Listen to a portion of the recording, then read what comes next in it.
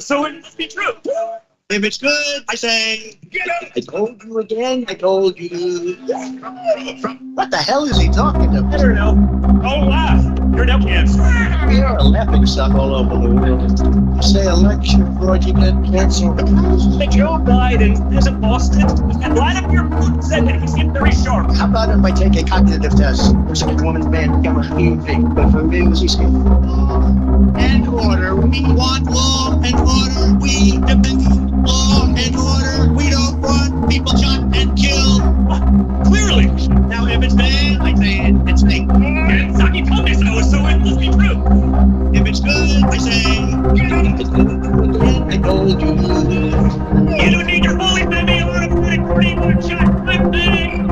Am I right? In other words, the entire system was rigged. Yeah. Everything more people analyzing were right. Oh, wonderful. Let's get Hillary Clinton. She's the most angry person in the United States. Yeah. You know why? She said, why the hell did you do that for me? I could have been so high. There's a lot of enthusiasm for Joe Biden. He's the most popular president ever. He's significantly more popular than Barack Obama was in 08. Am I right? Clearly. Now, if it's bad, I say it's fake. And Saki told me so it must be true. If it's good, I say, I told you again, I told you.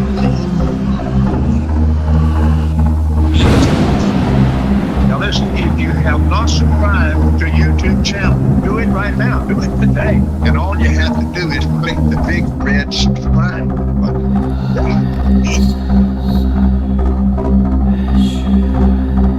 It was your night. RTMR, Truth Frequency Radio.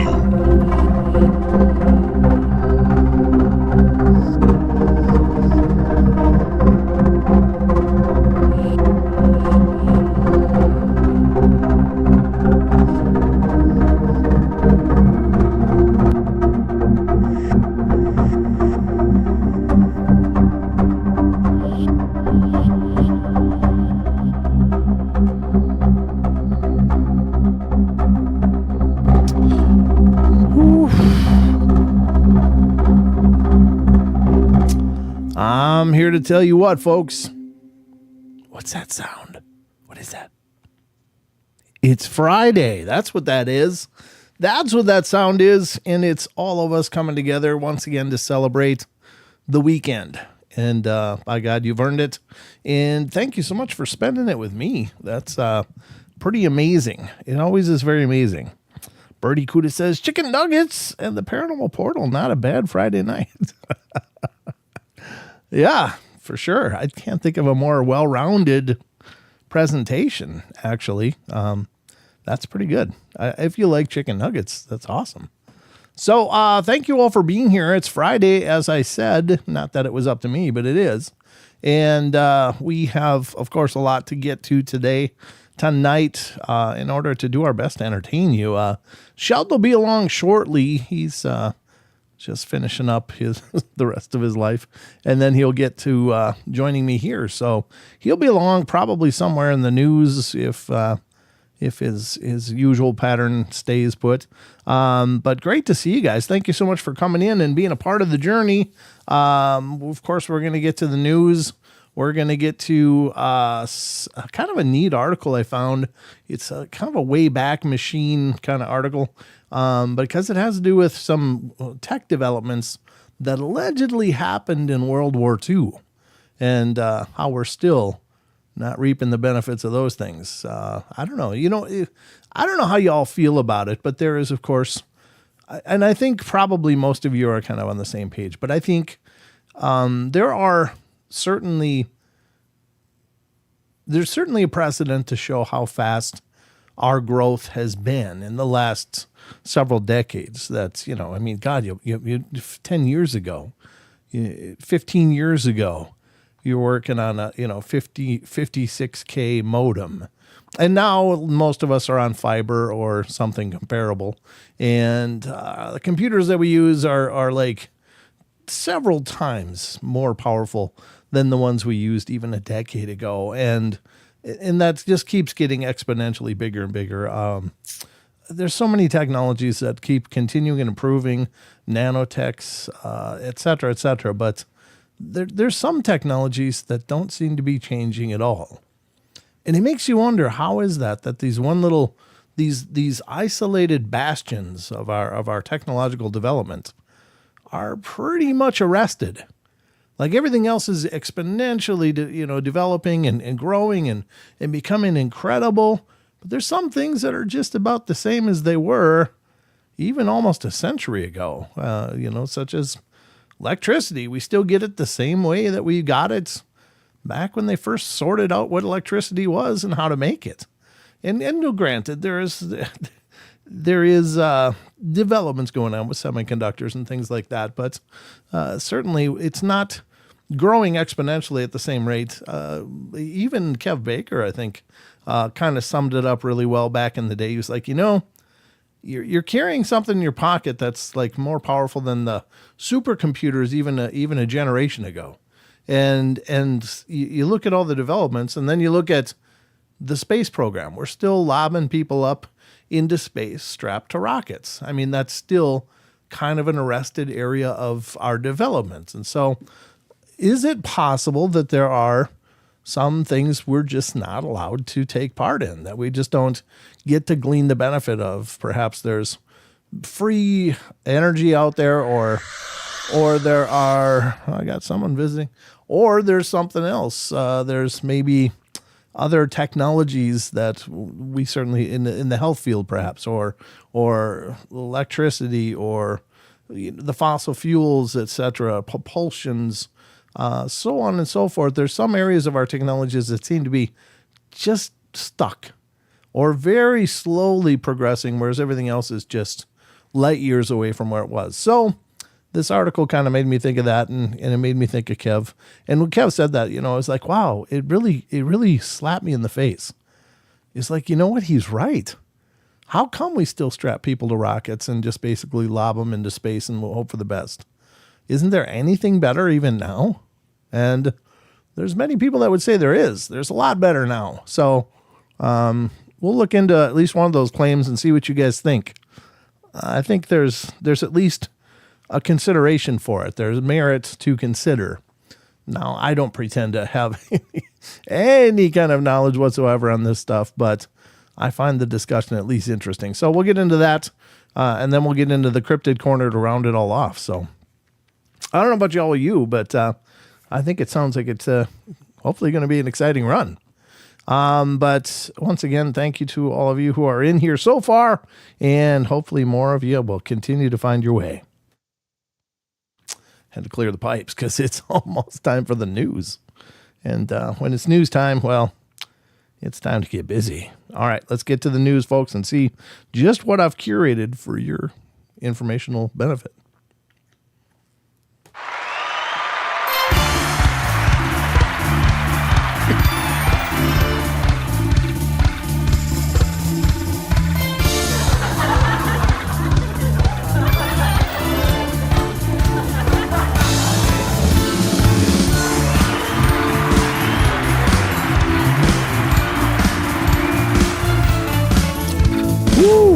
Most trusted news, ladies and gentlemen, the Paranormal Portal news desk. I don't know if that's the truth or not, but by God, that's what Wes put, so we're going with it. And hopefully I'm your most trusted anchor then, too. This is the Paranormal Portal news desk, and I'm your anchor, Brent Thomas, and we are going to dive into some articles of interest, and hopefully you walk away having learned something. Maybe. It's worth a shot. All right, the first one up we're going to dive into is, anybody see Portal Mom? Portal Mom been in here? Oh, there's Portal Mom. How you doing, Portal Mom? I just like to make sure Mom's here. Just nice to know my mom's out there watching. Keeping an eye on me. Keep me in line. All right, the first one we're going to deal in tonight is coming from unexplained-mysteries.com. Please support this site. I love this site. It's been an incredible addition to our coverage on the show. And this one is, of course, no different. But here we go once again. Thank God the government's in charge. That's all I got to say. Because the first article tonight is coming from unexplained-mysteries.com. Pentagon's UFO office is receiving dozens of reports each month. Okay. Well, thanks. What has come of that? Well, I don't know. Let's see what the article says. It's just, yeah, okay. So they've been receiving dozens of reports every month forever. They're just finally letting us know about it now. Whereas before they would have gone right into a receptacle at the end of the desk called the garbage. An annual report released this week has outlined the sheer number of UFO sightings currently being investigated by the AARO. No, it's dozens. Okay, whatever. According to Sean Kirkpatrick, the head of the Pentagon's All-Domain Anomaly Resolution Office, or AARO, investigators have received a combined total of around 800 sightings as of April this year. The office has also released a new report, which it mentions receiving 291 new reports of unidentified aerial phenomena between August 31st, 2022 and April 30th, 2023, stating, most reports still reflect a bias towards restricted military airspace, a result of reporting from military personnel and sensors present in such areas. This bias has been lessened by reporting from commercial pilots showing a more diverse geographic distribution of UAP sightings across the U.S. Yeah, but don't act like this is new. People have been talking about this stuff forever. You guys just didn't want to listen. The report notes that there were no reports of ill health related to the sightings, adding, many reports from the military witnesses do present potential safety of flight concerns, and there are some cases where a reported UAP have potentially exhibited one or more concerning performance characteristics, such as high-speed travel or unusual maneuverability. Speaking to CNN, which is my home for news, Kirkpatrick noted that the majority of these are likely to have mundane conventional explanations, but that some could be indicative of foreign activity. There are some indicators that are concerning that may be attributed to foreign activity, and we are investigating those very hard, he said, while adding that we are looking at some very interesting indicators of things. And that's about all I can tell you. Exactly. Thank you for all that transparency you guys are promising, because that's really amazingly helpful. You guys promised this incredible level of transparency. Where is it? Where is it? It could just be foreign entity. It could be a hobbyist. It could be anybody. Again, transparent as hell. And those are things that we have to look into. You know what this is? This is justify your budget. This is justify your budget. We're busy, folks. We are really busy. We are so busy you wouldn't even believe it. Yeah, we're going to need more money. They tell us nothing, but they want us to know how busy they are, and without telling us anything. These are your tax dollars at work, folks. So I don't know about you, but I'm not impressed at all, not even a little. So. Anyway, there you go. There's the first reports. Rest assured, the government's taking care of us. Okay. All right. Let's get back to the rest of it. Let's get to the next article and find out hopefully some more amazing news. We'll see what I got pulled up here. Next one I don't know if this is so unusual, but apparently maybe it is for Yorkshire. I don't know. We'll see. It says from unexplained-mysteries.com, as of October 18th, pink glow in Yorkshire sky likened to scenes from Stranger Things. It's kind of a pretty glow, but it doesn't look a lot different than a lot of the sunsets that I see around here. But again, I don't know what the sunsets usually look like in Yorkshire, so maybe it's a big thing. Anyway, let's see what it says. A peculiar glow visible for miles around the skies of East Yorkshire, England, recently set locals scratching their heads. The phenomena, which have been likened to scenes from the popular Netflix show Stranger Things, left a large part of the sky illuminated by an eerie pink glow. Oh, so it's not just a sunset? I don't know what I'm reading here. Okay. Some believe that they had witnessed the northern lights, while others believe the spectacle to be indicative of some kind of astronomical phenomena. I was like, whoa, what on earth is that? Said amateur astronomer Ruby Hilson. There was this massive pink light. It looked like a disc. My brain initially went to, it's a UFO, but it wasn't moving. It obviously wasn't a UFO. Well, I don't know. Can you be sure? I don't know. Again, we don't really have any photos to. I guess this is a photo. Wow, there you go. That's creepy. How do you know it's not a UFO? It looks like it's probably from the ground, though, because it's right beyond the trees and it's reflecting off the clouds. But anyway, the truth, as it turns out, is about as mundane as you can possibly imagine. It's LED lights used for growing plants, said Nick Denham, managing director of Plant Raisers. Because of the energy crisis, we've had to invest heavily in LED lights, but it means the light is pink and not white that people saw before. Oh, so they're just growing plants. Okay.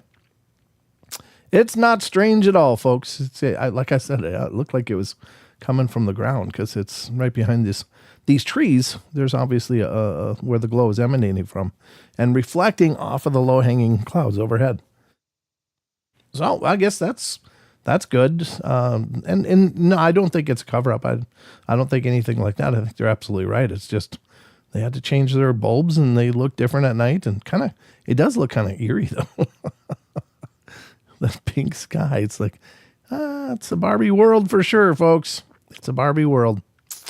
Yeah, I don't know. There you go. And then we have that. There you go.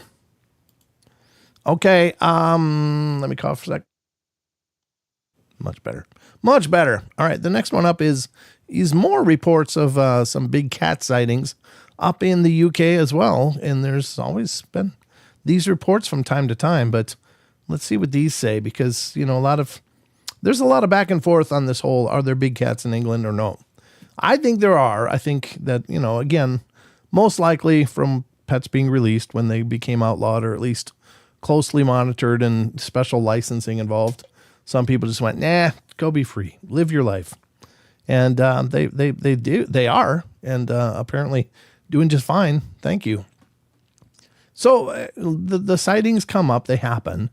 And I don't think they're cryptozoological at all. I just think that they're, just these normal terrestrial felines that were released and are still being sighted. So obviously they're breeding and they're surviving out in the wild. So here we go, though. Alleged Black Panther filmed roaming Welsh countryside. I have not seen this, so I don't know. It's a beautiful cat, though. Wow. Look at that. You can see the melanistic dark leopard print. That's really cool. A large animal filmed in a field in Colwyn Bay, Wales, has been hailed as further evidence of exotic cats roaming the British wilds. This short clip, which zooms in on what appears to be a large black animal walking across a field, was recorded by an anonymous driver who remains adamant that what he saw was a panther. It was such a privilege seeing an animal like that. I'm still over the moon about it, he said. It was very exciting watching it. People have been talking about seeing it. Then I was just driving my van and I spotted it. I just slammed on the brakes. It's jet black and massive with a huge tail, and it's moving as cats do. Yeah, there you go. I think they're doing just fine. The sighting marks the latest in a long line of similar eyewitness accounts that have endured for years. While some believe that the phenomenon is a result of big cat owners releasing their animals into the wild after the introduction of the Dangerous Wild Animals Act in 1976, in fact, these reports have continued well into the 21st century, seems to suggest that it's unlikely this could explain them all. Why? If these are breeding populations, why not? I don't think they're a risk. I hike around here all the time, the witness said. Yeah, okay. They're not a risk until they're a risk. I mean, until they're hungry enough that you look like the easiest option. They are very solitary animals and wouldn't go near us unless they really had to. You can check out the footage for yourself below, and I think we'll do that. This looks like it's from SWNS YouTube page, so check it out there. I'll put a link into the chat so you guys can look at it more if you choose to. It is muted. Okay. Hopefully we'll get to the actual footage here. Oh, here it comes, I guess. I don't know. It's 58 seconds long, so. Oh, is that it? That's it. Way up there, isn't it? Yeah. That's definitely bigger than a house cat if it's that far away and you can still see it that well. Huh. Very cool. I mean, it could be a dog at that distance too. I don't know. It is just a speck, but perhaps the person who actually captured the video could see it better than we can see it through here in the video glass. Okay, well, there you go. Could be, maybe not. I'll put a link in the chat. You guys can be the judge, I guess. If you think this is legit or not, let me know. Curious about what you guys think. So, link incoming in the YouTube chat. There you go. Can look into it and let me know. But definitely, I don't have any doubt at all that these things are out there. As a matter of fact, I think that it's probably quite likely they are. There's just so many sightings over such a long period of time that it seems that they're doing just fine. So I wonder if it's a new domestic species of cat. I don't know. That'd be huge if it was that big at that distance. Like, that's bigger than a Maine Coon kind of thing. So if it is, it's about panther sized. This new cat breed is about panther sized. Maybe that's how you get around the licensing. No, it's just a new domestic breed. It's just bigger. I got a cat looks just like a panther, and he eats about as much food as a panther. He's just turning into my Garfield or something, man. That cat can put it away. He can put it away, making me proud. One more coming, and then we're going to be done with the news. And this one is also from unexplained-mysteries.com. And this is an announcement about a History Channel show. All right, unexplained-mysteries.com brings us History Channel's The Proof is Out There returns for a new series, ladies and gentlemen. So we got that going for us. Big applause. It's always good. Honestly, I love that these shows are out there. I think they at least keep people asking the questions, and so that's a good thing. You know, if people are still asking the questions, last thing I want people to do is forget that there's a lot of weirdness out there, because, you know, I don't think we move the needle forward by forgetting. All right, everything from Bigfoot to UFOs will be explored as part of the popular mystery show's 4th season.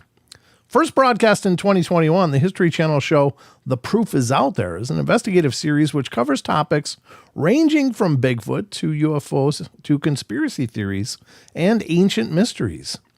Episodes typically feature interviews with experts in their respective fields and focused on analyzing the available evidence, typically audio recordings, photographs, or video footage. The show's 4th season promises to be packed with mysteries. We've got stuff crawling, we've got stuff in the seas, we've got stuff on land, and we've got cigar-shaped UFOs. We've got stuff from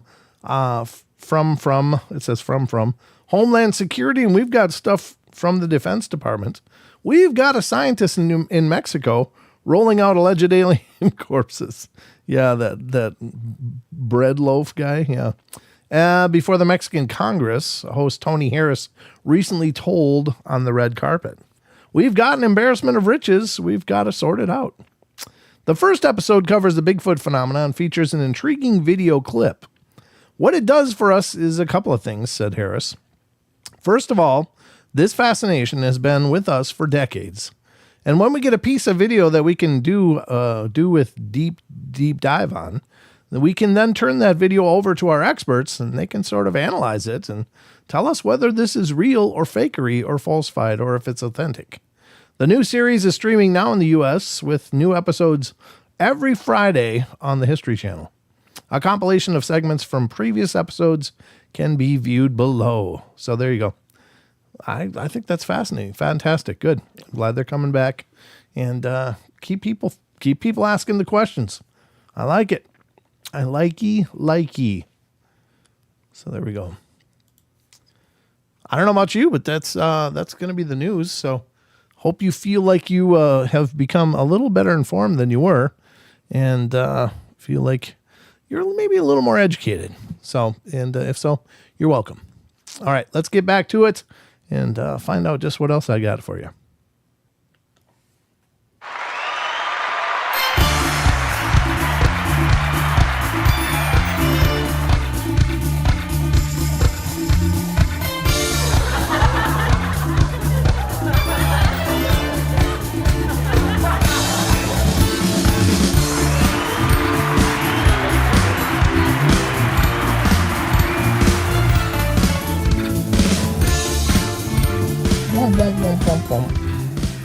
All right.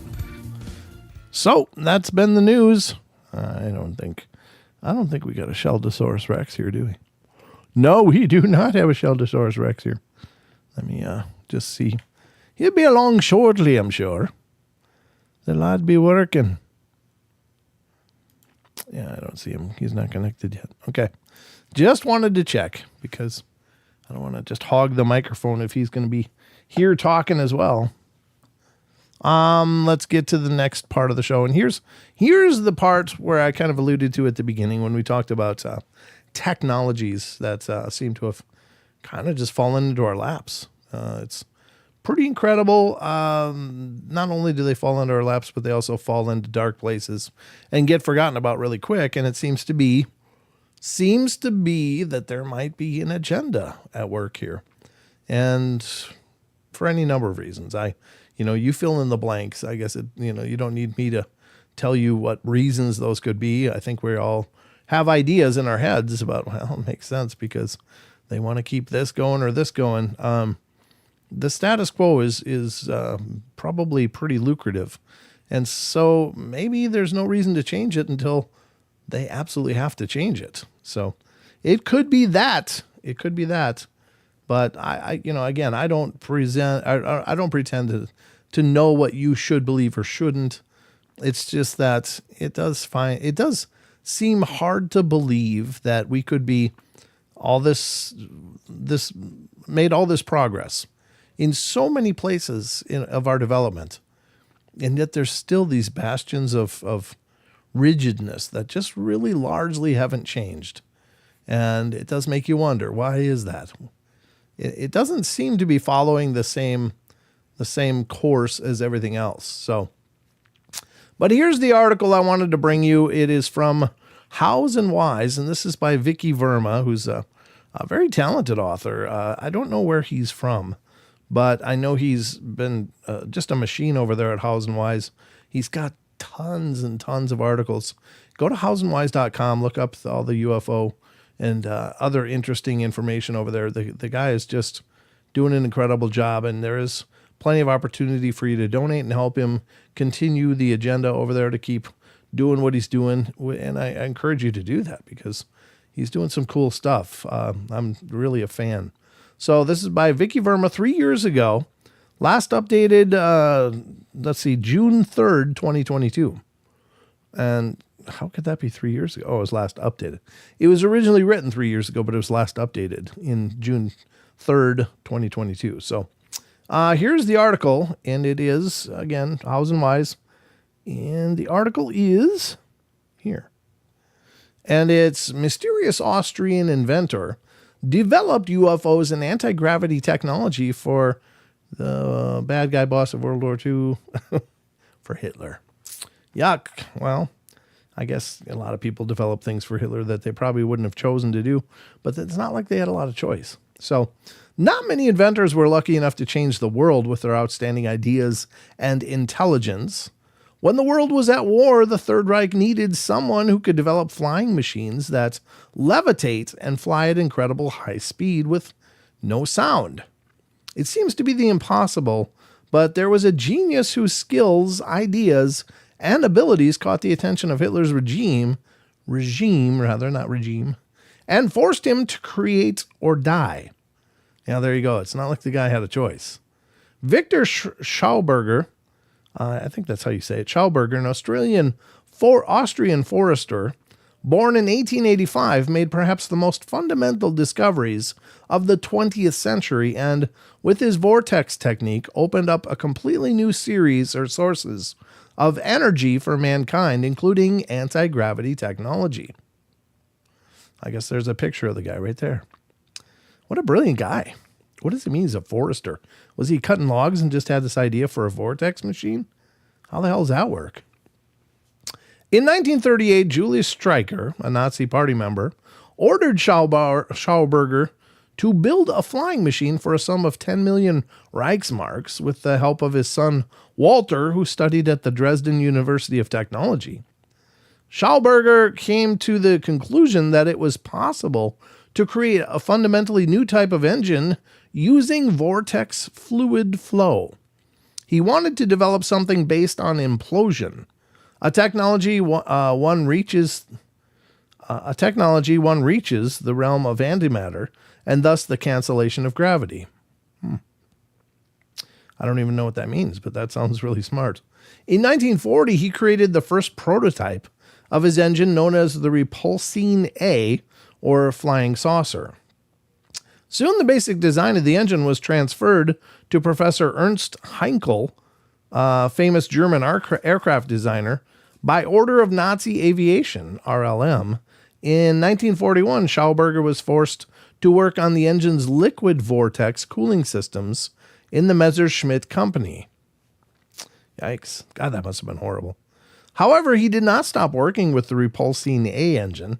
The main idea used in this engine was to combine the compressor and turbine wheel into a single unit. The engine model was a 1.5 meter in diameter and weighed over 130 kilograms. In the engine housing, there was a rotor with spiral blades. An electric starter was fixed above the housing.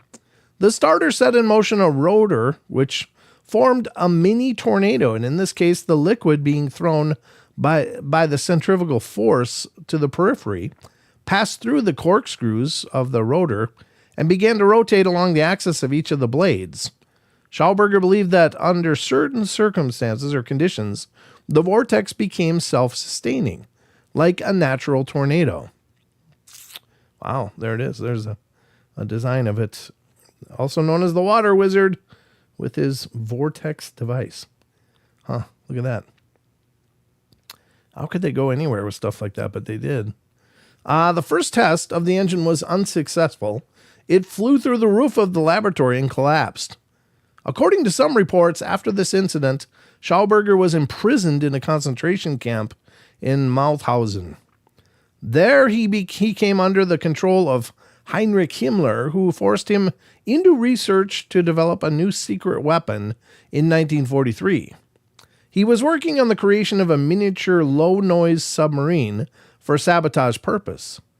The so-called biosub, he was allocated the workforce of prison engineers. The submarine was supposed to be called Forelle, trout. When it moved in the water around it, a vortex flow was created with the help of an engine to reduce drag. In 1944, Schauberger drafted into the SS and ordered, on pain of death, to develop an improved Repulsine and submarine engine for Germany's war effort at the Mauthausen concentration camp. All prototypes and working models on the Repulsine subsequently ordered by Field Marshal Keitel to be destroyed on the collapse of the German armies. At the end of the war, Schauberger was visited by the Russians, Americans, and AVRO Canada, and he was imprisoned for 6 months by the U.S. Army and interrogated. And when he was released, he was forbidden to continue working on flying discs. He had worked on a variety of civilian vortex technology projects, including generators, water treatment, and air purification. Wow. Having learned about the work of AVRO Canada in the field of creating disc devices, he turned to the company with offers of cooperation but got a refusal. In 1957, Schauberger and his son Walter were offered to move to the USA and carry out work on the military disc designs after their contract ended. Schauberger returned to his home in Austria on September 25th, 1958, but died 5 days after his return. He died as a broken man who had been robbed for all these years. Isn't that horrible? Could you imagine? Because, I mean, that his whole life, basically, he was under order of death to do these things. Like, he never got to pursue his own passions or anything. He was made to do this stuff, and it's. I'm sure he was brilliant. I don't know if any of his stuff worked or didn't work. It doesn't really tell you in the article, but it seems like he at least had some incredibly revolutionary designs. But again, this kind of information, it's not allowed to just develop. It's closed doors. What do they call it? Compartmentalized. Everything's compartmentalized, so nobody knows what everyone else is doing. They're given one little piece of the puzzle, and they're saying, make it do this. And so they do, and they don't know how that fits into the bigger puzzle or even what the bigger puzzle is. And so it's this incredible bottleneck of development, and it's tragic, really. I think it's horrible, but unfortunately we're not in Jetson cars yet. We should be by now, but we're not. And so maybe someday. I don't know. It's kind of a disappointment. Why don't we have flying cars now? Couldn't we? Shouldn't we? And I don't mean just let's sit in a big drone and a big drone fan and have 15 minutes in the air. I mean, like, go to the other side of the country if you wanted to, that kind of technology. Everybody should have that stuff, I would think, but there's just too many vested interests and, controls on our ability to develop, and it's all kept in these closets, and it's so frustrating. So what do you guys think? What do you think? Is this guy's, did he succeed, do you think? Or was he fundamental in developing what we see now as some of the UFOs, like maybe the TR-3Bs that are flying around, or other designs that may be out there? So was it somebody, the former director of Lockheed Skunk Works said that, apparently he's on record saying this, we now have the technology to bring E.T. back home. He's referring to that movie, right? And he's referring to the fact that they allegedly came from somewhere out in the stars. And this man is saying, look, we have the technology to bring them back home. That's not a small statement to make, right? That's huge. That's a huge thing. And that's more stuff that we don't have. But apparently it may exist in some form under very, very, very tight control. So the breakaway space program is another that I would think is what it kind of belongs to. And it's all just speculation. How much of that is real? How much of it is just blind suggestion? How much of it really exists? Are there really TR-3Bs? Are there really man-made UFOs? Have we really reverse engineered these craft, such as the Roswell craft? Maybe. There's some claims that the fiber optics that many of us are using now were actually recovered and reverse engineered from the Roswell crash.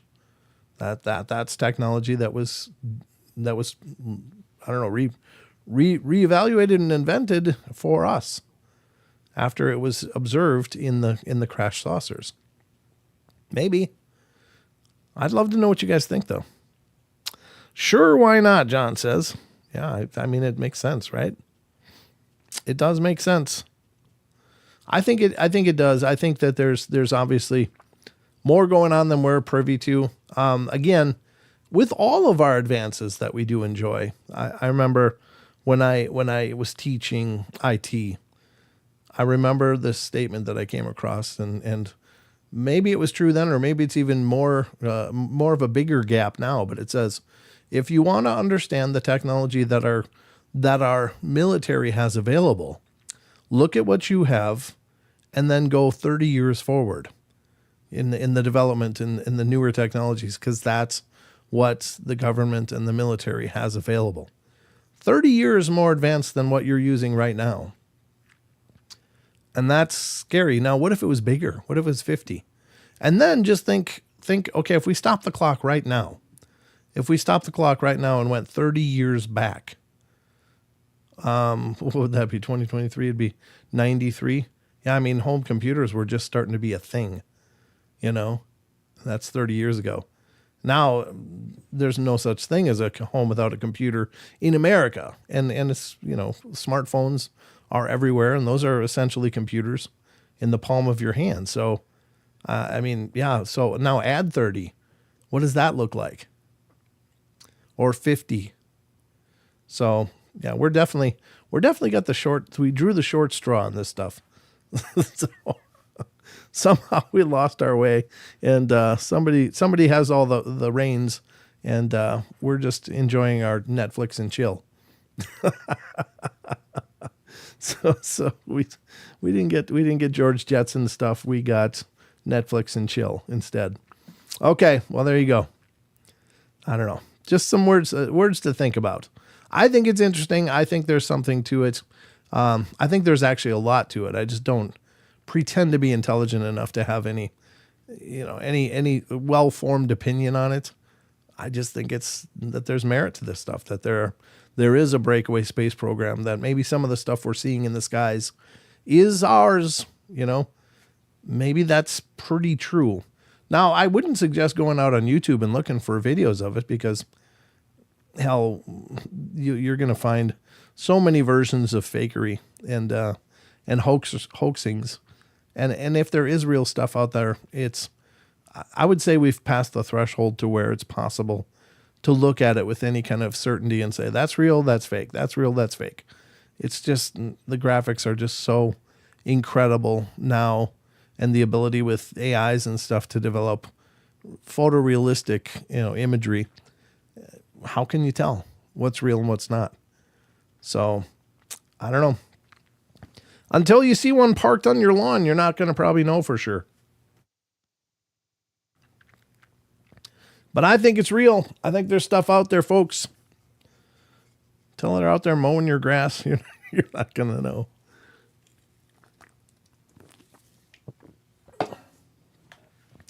But what do I know? I'm just a host of a little YouTube show. So, but I think there is. I think we definitely did draw the short straw. No question about it, folks. But great article. And again, check out House and Wise. Again, Vicky Verma. All of his work over there. He's done some incredible articles just like this one. So it's houseandwise.com. That's his site, and he is doing a hell of a job. Now, I want to read another one. This doesn't really fit into the Cryptid Corner, but I was kind of hoping Sheldon would be here by now. Where are you, lad? Where is that child? Maybe he hasn't been able to connect. Maybe it's been too long. Let me see if I can add him here. He might be just out there drifting. Let's try him again. Ring. I'm calling him again. Just going to be an absolute thorn in his side. Come on, chew faster, child. Chew faster. Nope, unavailable still. He must not be home yet. Okay. Because I did want him to hear this, because this is a Minnesota story. Well, it's actually Wisconsin, but it's very close to where Sheldon grew up. Very close to where I used to live. But I guess we'll get into it, and you guys can tell me what you think. I have not pre-read this, but it comes from phantomsandmonsters.com. This, again, is Lon Strickler's site. And we'll be revisiting Phantoms and Monsters later in the show with some Cryptid Corner stuff. But this is just kind of the weird, creepy stuff. And I don't know what this article has to say, but again, it was very close to where I grew up. So let's get to that. Portal Mom, you're going to probably want to pay attention to this. And this is phantomsandmonsters.com. Again, support the site, Lon's site. It does a wonderful job. Amazing articles and experiences. People have written in about thousands of them. You can find Lon's podcast, which is Phantoms and Monsters Radio, and information about how to follow what he's doing there and his published work as well. So this one is My Creepy and Unexplained Childhood in La Crosse, Wisconsin. Now, I grew up in a town right on the Mississippi, just south of the Minneapolis-St. Paul by about an hour. And it's very close, about an hour away from La Crosse, Wisconsin, which is right on the Mississippi as well, just south of where I grew up. So, I mean, I didn't know. It's never seemed like a creepy place to me, but I'm curious what this person has to say. And let's get to it. I wonder if this is a photo. This may very well be a photo of the building where a lot of creepiness happened. Let's check it out, though. A La Crosse, Wisconsin woman writes to me and describes several unexplained and creepy incidents that she and her family experienced during her childhood. These incidents took place during my childhood years up until the day I graduated from high school in La Crosse, Wisconsin. We lived in an old 3-story brownstone apartment building with a basement apartment. The whole building was owned by the family, and initially, my great-grandmother's sister lived in the basement with her family, and her 2 brothers occupied the 2nd floor. My family was on the first main floor, and my grandmother was on the 3rd floor. She believed in the superstition that if you moved down a level, if you lived in an apartment, you would soon die. Oh, geez. I never heard that one before, but I wish I'd never heard that. Those kind of things I don't even like in my head. She continued to climb the 3 flights of stairs, even though she was very arthritic. As the years passed by, her sister and her immediate family eventually moved out, and the 2 brothers on the middle floor passed away. The basement level was now empty, and my mom, father, sister, brother, and I continued to live on the 1st floor. The 2nd floor was empty, and my grandmother still resided alone on the 3rd floor. There was never a thought of renting the vacant rooms. Wow. On several nights while we were asleep, out of nowhere, the front door would slam, waking everyone up. After a few seconds, there would be footsteps moving up the metal stairs, followed by footsteps shuffling and creaking above us on the 2nd floor. My father would jump up and rush up to see who broke into the house. No one was ever there, of course, and things would be quiet again for a few weeks, and then it would happen over and over again. The apartment was usually cold and drafty, so we all stand next to the wood stove in the pantry because it was our heat source. On several occasions, we would see a faint apparition of someone walking towards the stove. Once in a while, we would think someone had come home and would say hello, only to be greeted by nothing. When I turned 10 years old, my mom was sleeping on the 3rd level to help care for my grandmother. My mom recalled one incident where she woke up and saw me standing beside her bed. She asked what I wanted. I turned, walked away, and disappeared. There was another incident where she rushed out of the bathroom on the 1st floor and was frantic because she heard her mom scream for her. My sister and I were shocked because we didn't hear anything. On another occasion, my grandmother's aunt had been sick and was in the hospital. We were driving home and my mom was resting her head against the window when suddenly she rose up and shouted, "Oh my God, Aunt Jane just died." I just saw her face. My father looked at the clock and said it was about 7 p.m. When we got home, the charge nurse was calling to let us know that she had passed away at that exact time. The most memorable incident happened when my brother and I were talking about the weird stuff that had occurred in the house over the years. I said, yeah, like the old guy who used to watch us sleep. Well, I was sort of half joking since I wasn't sure if he'd ever known since it was never brought up between us. He turns and answers, "You mean the guy that stood behind the dresser in the living room? Who leaned over with his hands behind his back?" As he was talking, he duplicated the way the apparition moved exactly.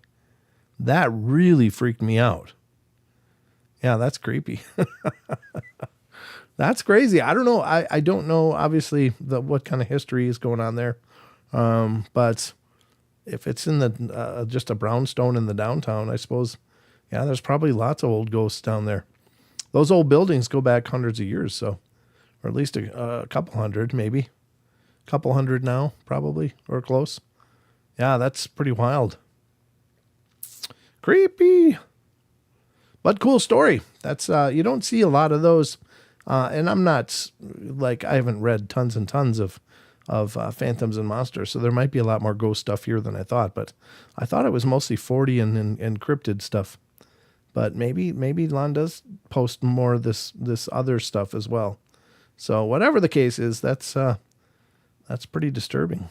I mean, nothing seems horrible. It just seems mischievous, you know? But lots of old ghosts there, especially right by the river. Yeah, Crosse is right by the Mississippi. It's a river town after all, so pretty crazy. Right across from Winona, Minnesota. That's like 2 different sides of the Mississippi. There's Winona on the Minnesota side, then there's La Crosse on the other side. I think it's all I-90 if you just take I-90, you'll hit through both of them. Anyway, cool story. I think that was very interesting. Quite interesting indeed. All right. So there you go. All right. Where are we at? Are we at the time? Pretty much. I guess we could start with the cryptid corner now, because we got lots of cryptid stuff to go through. Do you guys feel like some cryptid corner? Let's do some shout outs quick here, because I've been kind of in a tunnel doing the show and just anxious to see who's here. Who's here with us? So if you want to shout out, definitely type something in the chat, because that's how I'll know you're here. Yodel? You can yodel if you want, Rachel. Ain't nothing wrong with a little no yodeling. Maggie's whipping out all the cryptids. What is that? Is that the Dogman and the Patty? Yeah, that's cool. Lots of cryptids. Yeah, Maggie likes the cryptids. Wizard Moon likes them too. And Birdie Kudas, she's like, let's get into the cryptids. Okay, let's see who's here. Little Too Spicy. That's a new name. How you doing, Little Too Spicy? Welcome to the show. Good to see you, John. I love seeing new names as well. Now, the old names are great too, don't get me wrong. But it's great to see new names popping up. There we go. Participants. Let's find out who's here. Audio, that's a new name as well. Audio, welcome to the show. The name is literally sound. Birdie Kuda's here. Cool Hands here. How you guys doing? Good to see you. Elaine's here. Good to see Elaine and Rachel, of course, our wonderful mods taking care of the business. John Temprin, JCL Ohio just popped in. Cool. Is here. Both of you guys are here. Justin Goodearth. Good to see you, Justin. Karen Alberting's here. A little Too Spicy's up in the house. A little Too Spicy. I like that name. That's funny. Lucky Gypsy's here. Maggie is here. Matthew Learned is here. And more of this, more of that. All you guys are here. Thank you so much. Nicholas Salazar. Good to see you, Nicholas. That's a new name as well. Who just popped in? Someone else just popped in. I don't know where it went. Where did it come from? I was on Nicholas Salazar, but everything moved down. So I'm trying to see why everything moved down. Oh, Deb popped in. Okay, Deb popped in. Oh, Sheldon's here. Thank goodness Sheldon's here. Ooh, Woof. just got here. You just got here. Well, I'm here. Ooh. Sheldon's here. RJ Windwalker's here. Rachel Gets It Right is here. SoCal Squatcher is here. The Unknown. Wizard Moon. Who else just popped in? Something just popped up and then disappeared. Did I miss anybody? Did you say audio? I did say audio. Yep. Okay. Portal Mom. That's Nina's here. Nina's here. Okay. Portal Mom is here. All right. Well, if I missed you, just yell at me in the chat. Rick Gregerson just came in. Good to see you, Rick. Great to see you. And boy, the names keep popping and changing.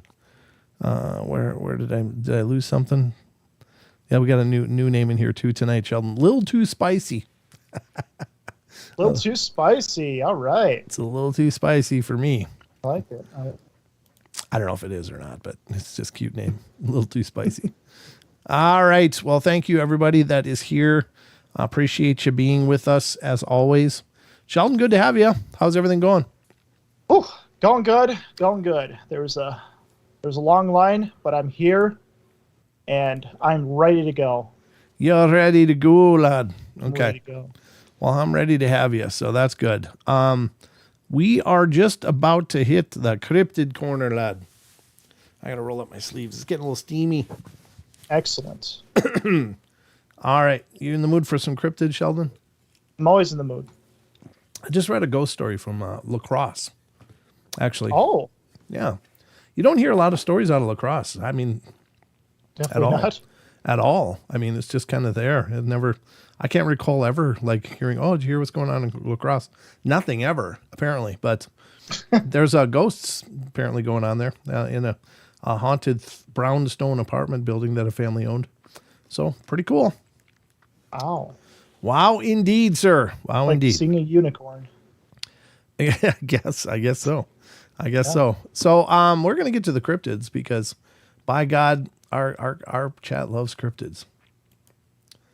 And the first one, of course, will be anything you wanted to say. By the way, I didn't mean to just kind of cut you off.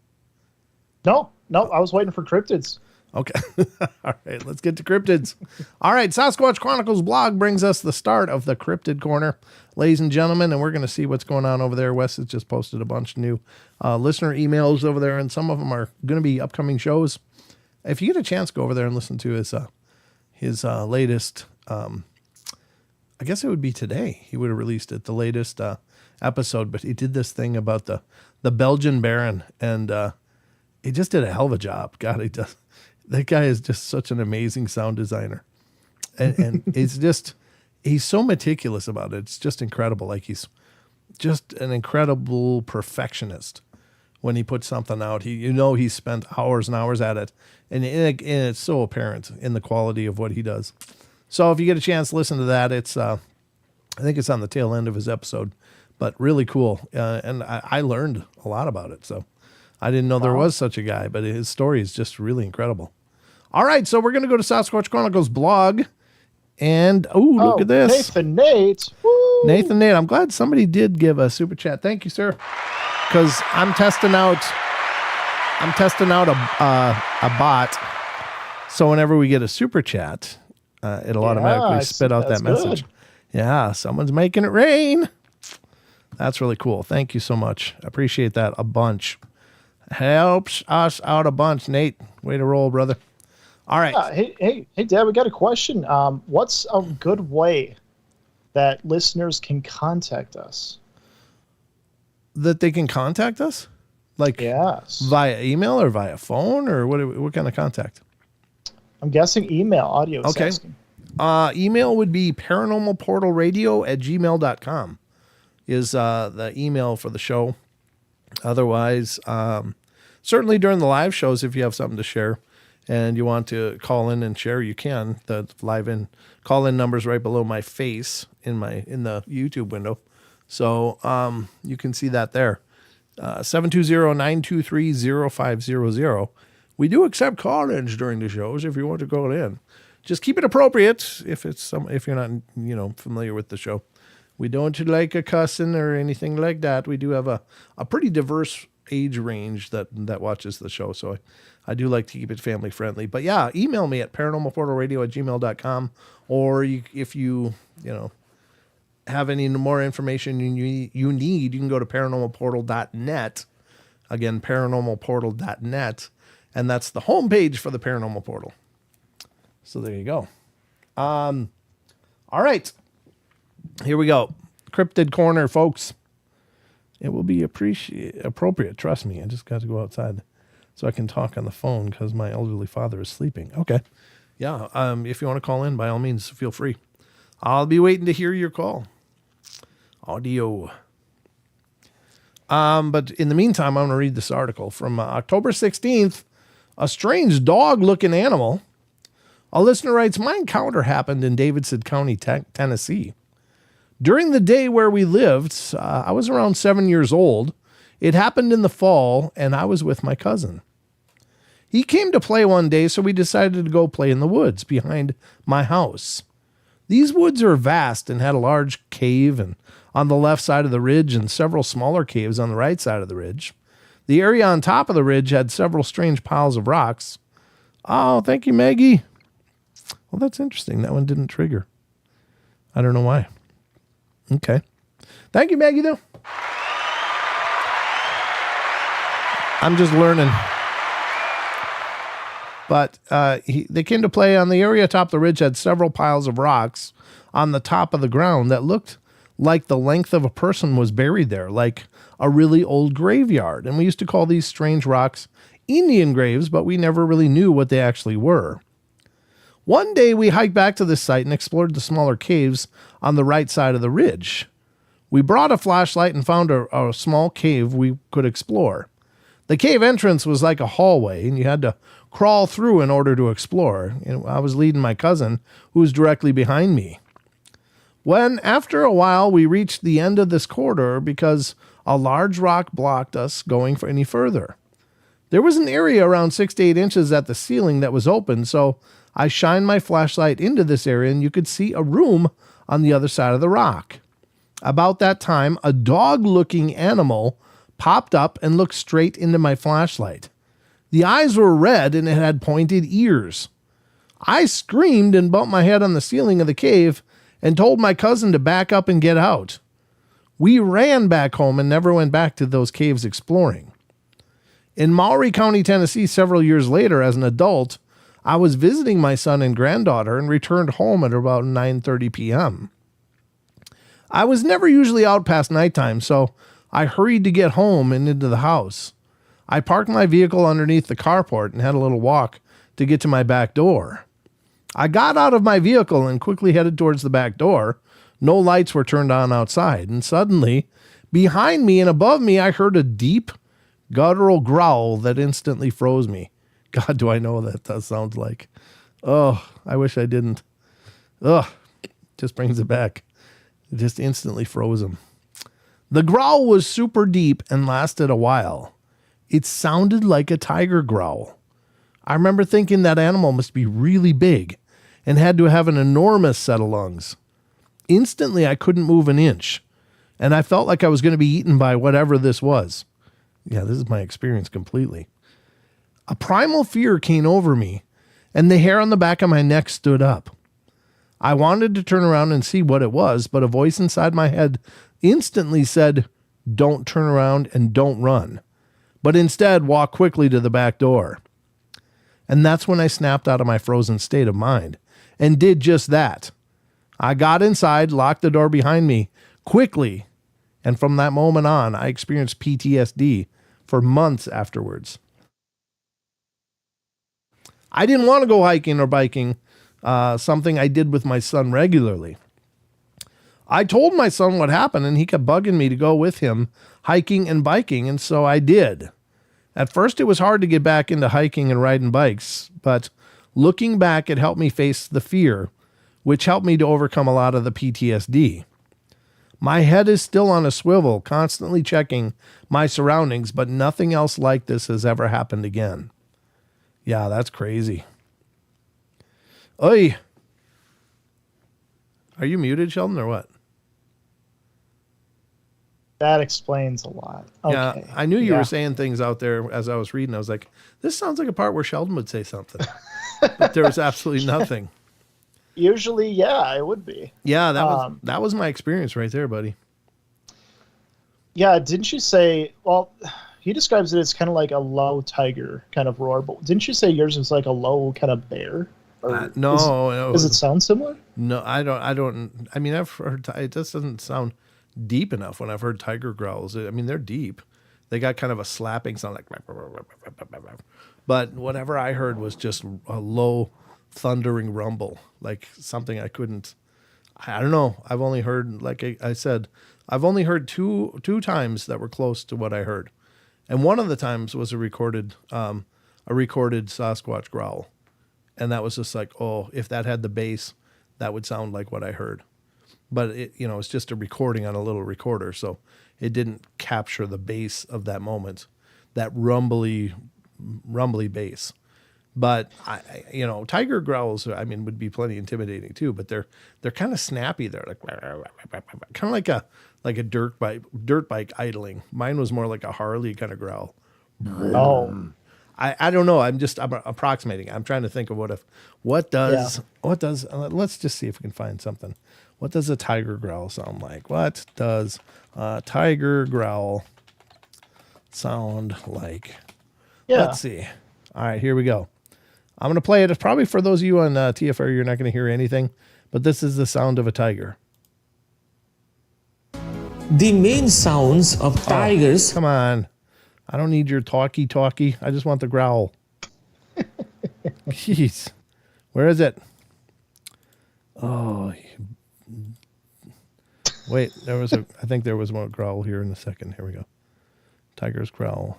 Territorial aggression. Ah, no, it's just a yappy video. Damn it. I just want to hear the tiger growl. Best tiger roar ever. Tiger sound effects. Maybe this is a good one. Let's see. Sound of a tiger growling on YouTube. Let's go this one. I'm just going to play the sound itself. Yeah.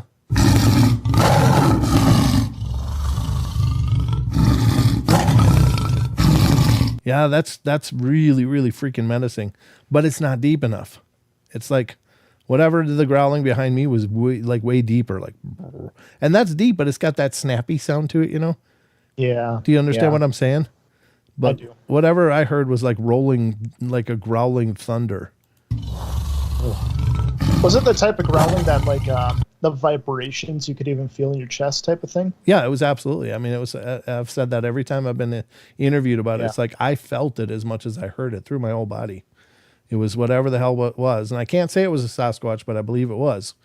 It was huge. Whatever made that noise was a huge, huge thing.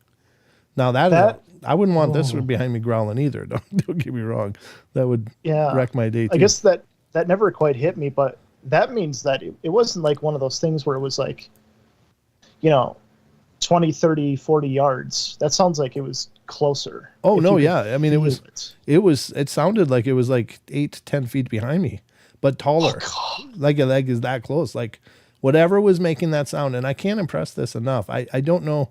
There's no way I can instill upon you the fear that I felt, but it was like I literally thought I was about to die. I mean, I thought whatever was making that noise was just about to kill me. Like that was going to be the last sound I heard in my life. And it makes me even kind of tear up a little bit to think about it. But Christ, it was just, you just can't understand it. If you've not been there, you can't understand what a horrifying moment that was. And and it was like, what do you do? And fight or flight. Well, that noise was well out of my fight. There was no way that I was in that fight range at all. I was like, it was, like a mosquito trying to, take on a Rottweiler, I mean, it's what it felt like. I felt small and I felt helpless and weak, and it was horrible. Now I was still only 14 years old, but I don't think as an adult I would have handled it any better. I mean, it was so terrifying. I mean, just literally to this day, it's the most horrifying sound I've ever heard in my life. Yeah, just terrifying. So that was my experience, and I can appreciate what this guy's saying because that was my experience. Mine was in the forest, not next to my house or anything. Mine was in a forest up on a hillside, and no houses around, but it was still horrifying. Not that I was miles and miles out. I wasn't miles and miles out, but it was still in the neighborhood of the houses. It was just way up in the forest, not near the houses. So horrible. So terrifying story. Terrifying. It was terrifying, Sheldon. Yeah, I don't even know. Yeah. Like, I mean, honestly, when I was telling you again, especially after hearing that tiger growl, even brought it even a little more back. It was like my eyes were just starting to water, like, going back to being that 14-year-old me, hearing that sound and going, this is how it ends. I mean, you're kind of at that moment, like, I can't do anything. So all we could do was run, and whatever it was, didn't pursue, which is good, obviously. But yeah, just terrifying. It's actually even surprising. I mean, in a way, it's kind of surprising that you even had the willpower to even run, because I don't know. I feel like I would just freeze and stay there. We'd stopped for several seconds, but it just continued to growl, and it's like you're sitting there in that moment of absolute terror. And after I mean, we didn't dare move because you didn't want to do anything to provoke the final moment. But then it was just like, well, it's just growling. We got to go. And so that was the only thing left. It was like there was a door open, and that was get the hell out of there. Everything else was, you're screwed, So it's not like it was a brave response. It was just, that was all there was. It was the only response that we had other than to just curl up and die, And not that it was trying to kill us. It was just, it felt like that. It felt like it was that dangerous, that horrible. So, all right, we got a call. So, let's see who's calling us. I'll bet you I know. Yep. All right, this is area code 309. You're on the air. How you doing? Oh, crap. What? Hey, is this Brent? It is, yeah. Hey, audio. Hey, Brent, this is Joey. Hey, Joey. Sheldon. Hello, Sheldon. Hey, Joey. Hey, Sheldon. Hey, listen, I just wanted to share something with you guys and everybody else regarding the cryptid situation. Are you, first of all, let me ask you, are you familiar, oh, Lord, Donnie, forgive me if I'm wrong in this, but whatever. Have you heard of Donnie Miller? Donnie Miller? I don't know that I'm familiar with that name. Wait a second. I know Brent has. Brent is very familiar with Carrie Arnold. Oh, yeah. And I know, and Mark Zasky. Yeah, Carrie I'm familiar with. Mark I know of, but I don't know Mark, but I knew Carrie very, very well. We were good friends. Wanted to just go ahead and point something out since the guy's on YouTube to Crypto Reality. I'm plugging some of these stuff that I don't even know, but anyways, I wanted to just point people in that direction just real quick to for the cryptid situation, because this is really crazy because you know about Mark. I mean, I remember you being on an interview with Mark Zasky. Nope. You were the co-host. Nope. I've never interviewed Mark. I've interviewed. Oh, I'm sorry. Maybe it was Carrie. I'm sorry. Yeah, it would have been Carrie. I know that you were a substitute. Mm-hmm. Anyways. Yeah, I subbed for Carrie. Yeah, no. He's had some crazy stuff going on down there in South Florida, and somebody needs to pay attention to it. Basically, he's pointing to this a management program for these creatures that are out there. Call it Sasquatch. Mm-hmm. Sorry, I got a plane. Oh no, that's fine. That's fine. Oh, you're good. So yeah, no. So like, there's like a management program going on South Florida with these creatures, and I wanted to go ahead and just put it out there because I really don't give a damn. Excuse my language. I'm sorry. Sure. I wanted people to pay attention to Crypto Reality, the channel. Yeah. And also think about, if this guy is not faking it, what do we got going on? Right.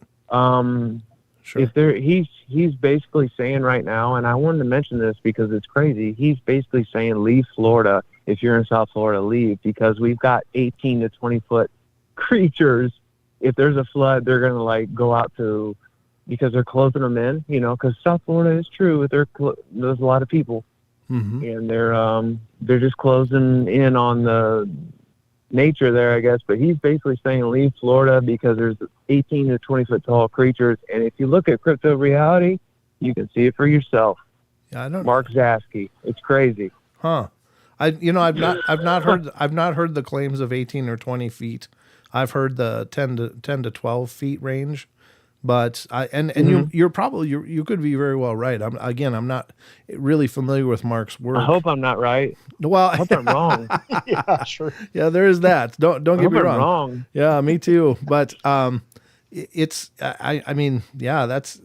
know Mark's been at it for a long time. I'm not overly familiar with his body of work, other than I know he and sure. Yeah, they did work together a bit and real quick. Yes, sir. Real quick. Let me just say this. I just got to say, like, the last 2 years of his work, it's all been pretty steady. He goes out there in the J. Corbett Wildlife Refuge out there. It's basically, let's say, west of Jupiter, Florida. Okay. So anything you look, like, let's say you pulled out Google Earth, and you look down and you look at Jupiter, Florida, look west of that. Anything that you see without a bunch of houses, these creatures are there. And this guy's been doing work and it's legit work, I got to say, for the last, at least 10 years. Okay. And as of late, this guy is like, I didn't want to do this, but here it is. And he's putting the data out. Now, let me just say this. If anybody's looking at his work, I need you to pay close attention to this. If you are using a phone, go to your data, your settings. So say you're on YouTube, go to your settings, far right, and go to your higher picture quality. If you guys got good phones out there, you can get up. Basically, the reason I say this is default is 720. Oh, you're not sure. looking at shit. Oh, Excuse my seriously? language, forgive me. Oh, yeah. Okay. nice. Go to your data settings, and anyways, my point is this.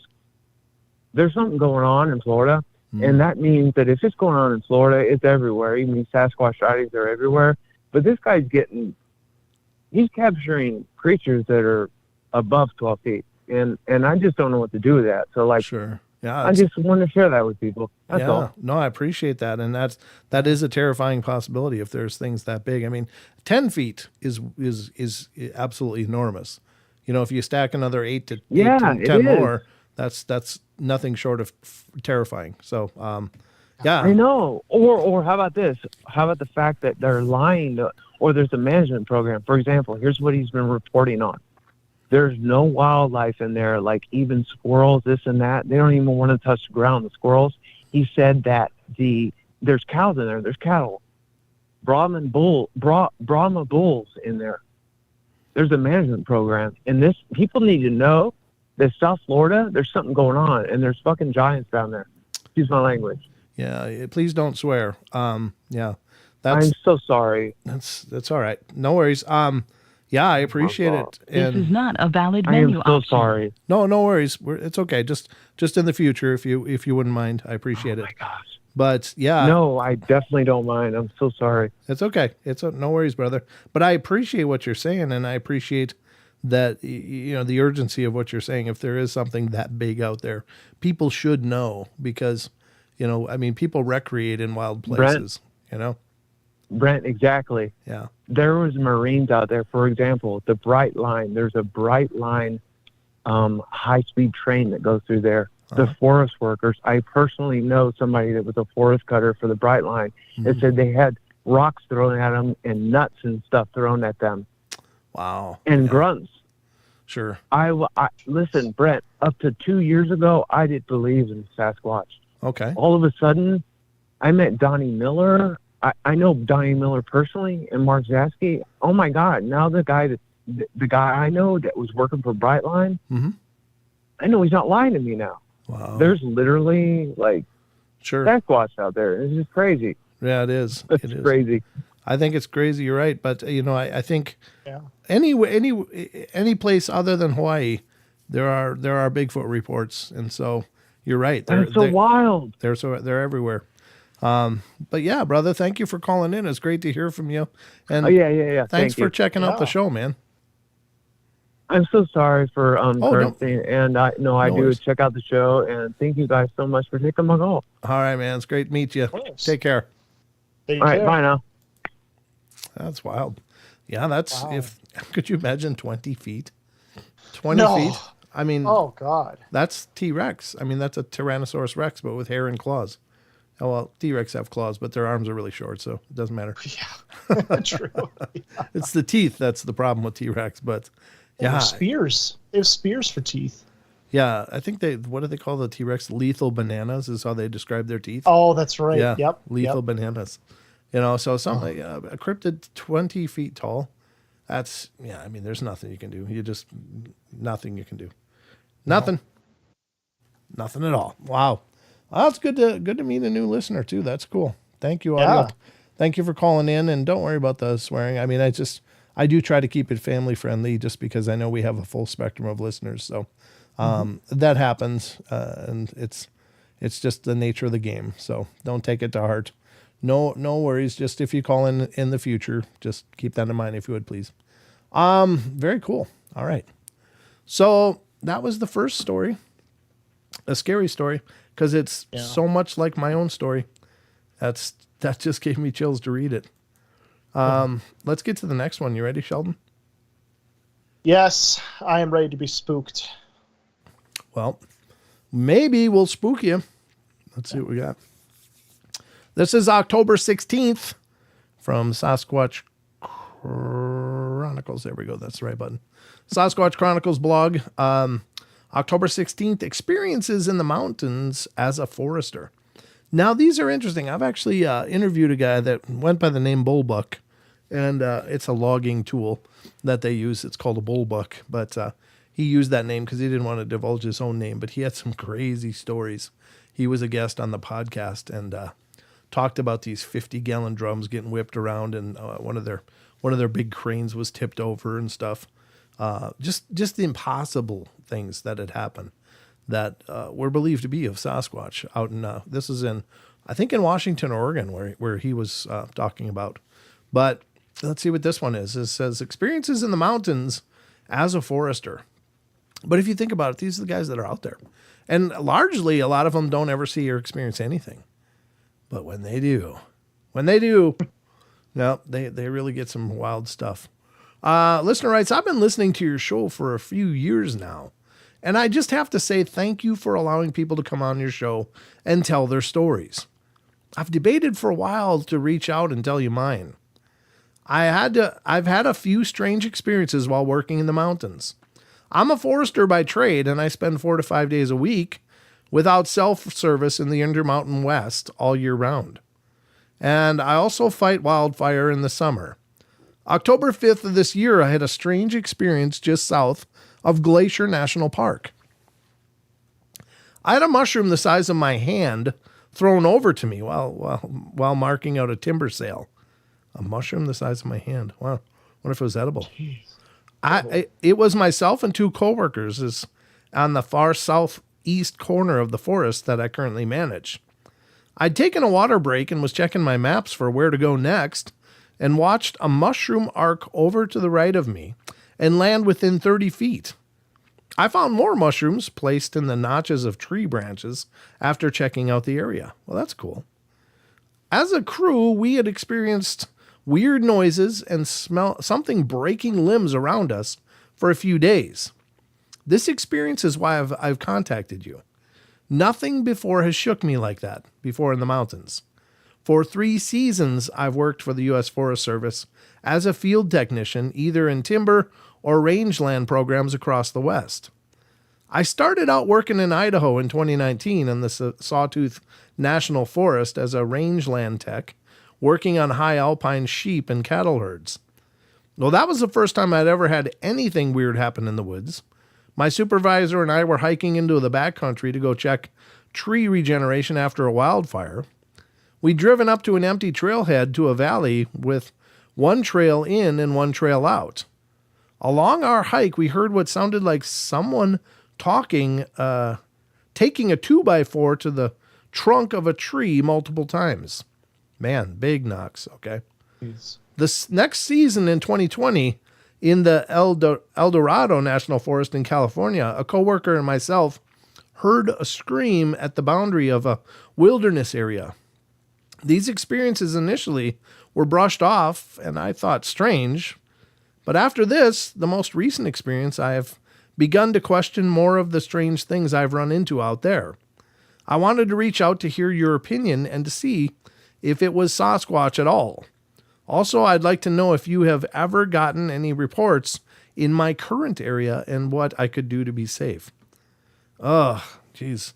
You know, I think, honestly, you're in their neck of the woods. So what do you want to do to be safe? Well, I'd go home. That's probably the first one. Go back to your house because you're in you're in their living room. You know, when you're out in the forest, you're in theirs. I would say, a lot of times when people have problem squatches that visit their homes, a lot of people recommend start hanging up trail cameras because they really do act as a deterrent. They deter the Bigfoot from coming in. Others recommend motion activated lights that that just pop on if anything moves, and setting up a few of them in a perimeter around your property because they don't want to be in the light usually. They don't really like that. They want to be more quiet and not observed. I'm trying to think of any other ones. Those are the big ones, really. I think if you play any song by ABBA in a loudspeaker, that'll probably keep them away too. Sorry. Dancing Queen. Sorry, that was just too easy. No, I like ABBA. I'm just kidding. I'm just joking about ABBA. I think they have beautiful music. Brings back my youth. The Ute of the 70s. God, can you believe that? Some of the best times of music. Yeah, musically, the 70s were outstanding. Yeah, 70s, golden 80s, era. and 90s. 60s, 70s, 80s, and 90s. I mean, the 50s were great, too, because that was the start of it all. But 60s, Yep. 70s, 80s, and 90s were awesome. And then they started just plug and play music. And that's where we are now. So Yep. all the soul got ripped out, Sheldon. All the soul. Isn't there like there's a video that talks about how like every song is like a combination of like 5 different chords. Oh yeah. I mean, These days. Yeah. It's always been like Jimi Hendrix all along the Watchtower, Bob Dylan all along the Watchtower. It's basically 3 chords and the truth. Well, I think it was what Bono said. All I got is a red guitar, 3 chords and the truth. That might have been a Jimmy or Bob quote though, but it might have been part of the song, to be honest with you. I never knew all the lyrics to All Along the Watchtower, but it's 3 chords and the truth, baby. Wow. So, yeah, a lot of music has never been extraordinarily complex, but it still had a lot of heart. That's the thing. I don't know. I don't want to be controversial, but I feel like music lost at least some of its heart. Yeah, well, at least some. It's because it's music is manufactured now. A lot of music is manufactured. It's sequenced. It's people plugging samples. And I like creating music that way too, don't get me wrong. I think there's a place for all of it, but I think that 99%, I like it when songs would breathe. Not that this is a music show, but since we're talking about it, I liked when you could hear the push and pull of the bass and drums as they were kind of, maybe pushing and pulling each other. There was a little bit of, maybe a timing struggle. Very, very faint, but you could hear it sometimes. And it was like, you could tell those were really people playing and getting into it, jamming, just killing it. And, now it's keyboard warriors and stuff. And, again, I think it's all music. Don't get me wrong. It's just, I miss that heart of, people just getting up there and just putting their soul out on the stage and onto an album. They put their soul out there. The guitars sang for the guitarist as much as the lyrics sang for the singer. I mean, everybody was playing their instrument. It was an extension of themselves. And so that was the beautiful energy of it. So now it's just plug and play samples. And lip syncing. Well, no, I think everybody's American Idol, right? They just got to do, some, 15 minutes of vocal gymnastics. And then it's like, oh, yeah, cool. But was it necessary? Was any of that really necessary? It's like guitar solos. It's like, yeah, you could probably play 15,000 notes in a few bars, and that's incredible. But is it necessary? Did it help anything? It's like, no, not really. So, and I agree, Rachel. Rachel said, Sheldon, they can take some looking, but there's some good contemporary music on YouTube. Yeah. I found some the other day, just a guy and his guitar. I absolutely agree. There you go. I'm not saying it's dead or anything. I'm not trying to say that. It's still out there. You're right, Rachel. Yeah. All right. Absolutely. I'm so freaking We went from Sasquatch to music. All right. Yeah, well, this is the portal. It's not like we have any clue what we're doing most of the time. But we have fun doing it. All right, let's get to the next one. What do we have for time here? 8:27. 8:27. You know what? I hate to do this, but I got to kind of take a break.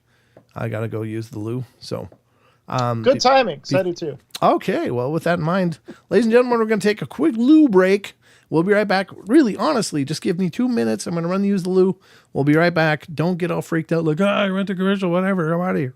Don't leave. Don't leave. We'll be right back. We'll be right back. You're not excused. All right, we'll be right back. Don't go away.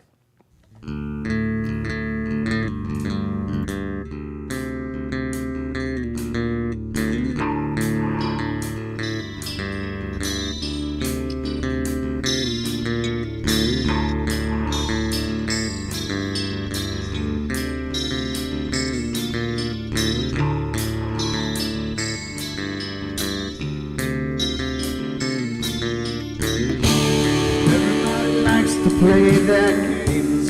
Everybody loves to place their bets.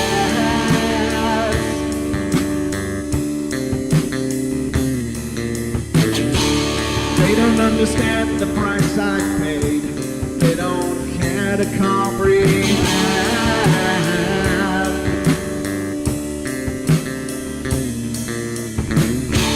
Trace their lines upon my body, dripping scars across my heart.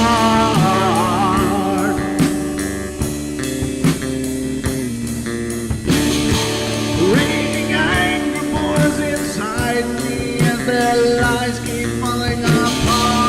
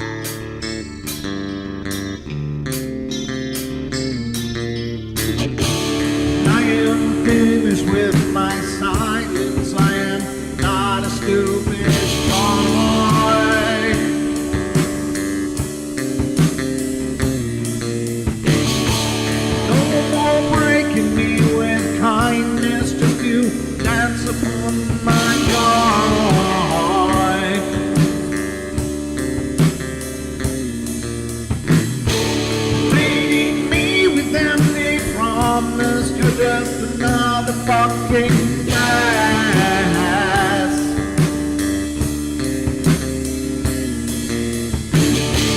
Taking off the slice of my sanity, just make sure that you're well fed.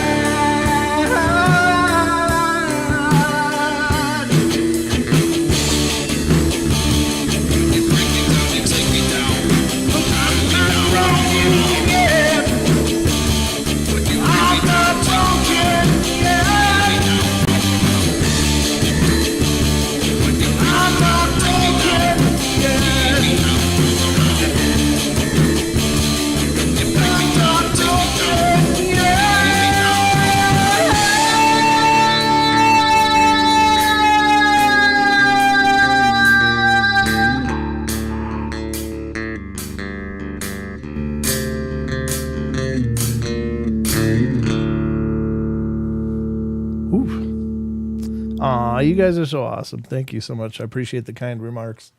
It's crazy. Yeah, thanks. Thanks, guys. I'm glad you guys enjoy that. It was a cool thing to write. So it means a lot that it resonates with you guys. All right. So now that's sweet. Yeah. It's, it's something I like to do when I have time. I wish I could do more of it, but I got to wear the portal hat most of the time now, which I love too. So don't get me wrong. We're going to get to the next article here in the cryptid corner as we dive into more of the creatures that are roaming about the Sasquatch Chronicles blog. So the next one is from, this one has photos. So for those of you listening, it may not be as stimulating, but there will be images. I'll put a link. I'm going to put a link over into in the TFR chat. There's nobody there, but just in case somebody comes and listens to the replay, they can check it out if they choose. And those of you that are listening on YouTube, you're going to see this live because I'll put it on screen for you. So this is one from October 19th, Sasquatch Chronicles blog, and oh yeah, I want this one. Okay. Had to figure out which button I was pushing, Sheldon. Here we go. What you almost called me? I don't know what I was going to... Jeldon or something? I don't know what was going to come out. I don't know. Jeldon. Something weird was happening with my tongue right then, and I just was going to ignore it. But since you brought more attention to it, you were going to be Jeldon. How do you like Jeldon. that? I like that. All right, good. Okay.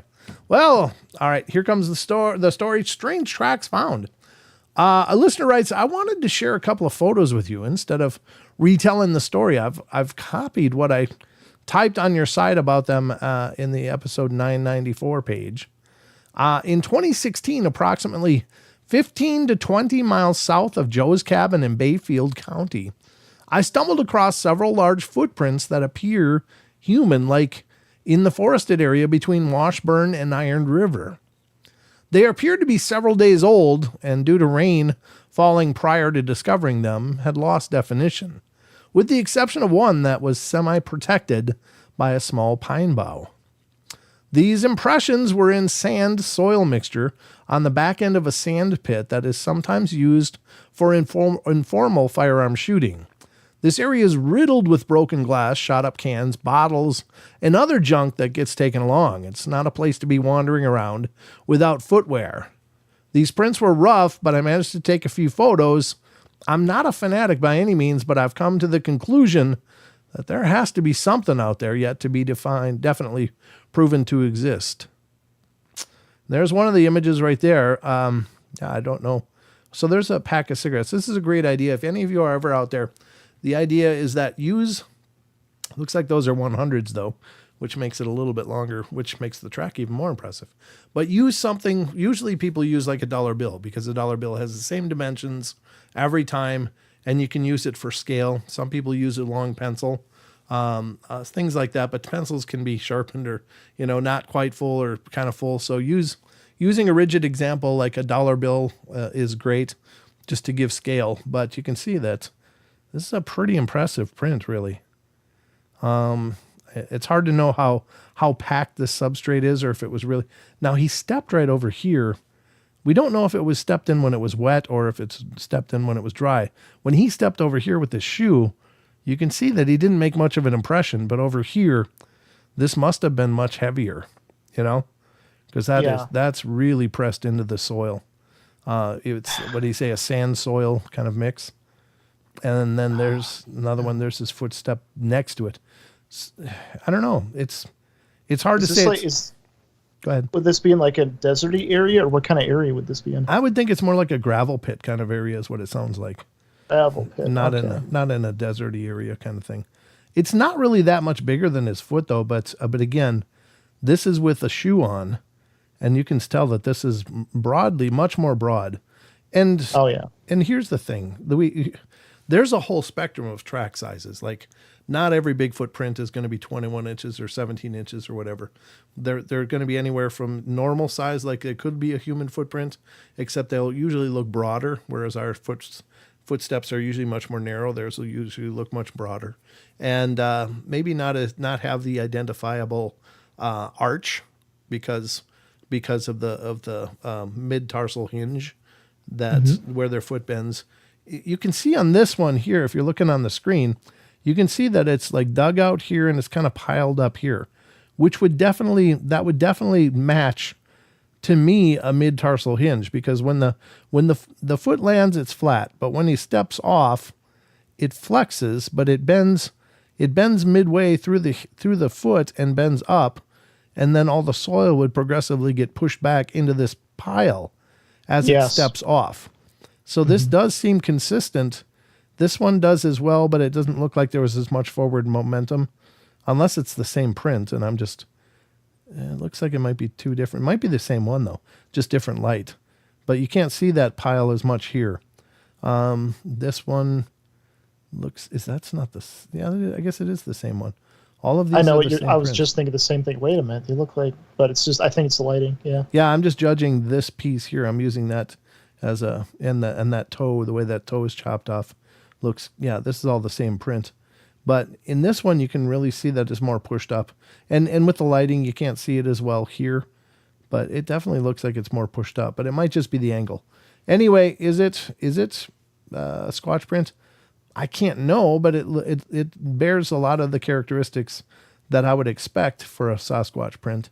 And it may be only a 12 or 13 inch print. It's not enormous, because it's not a lot different than a shoe size, really.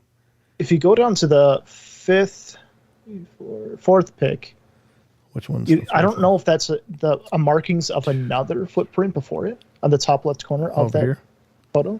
Yeah, that might be. It might be where it let off and stepped into this one. Usually the stride length with Bigfoot steps are much more profound than with ours.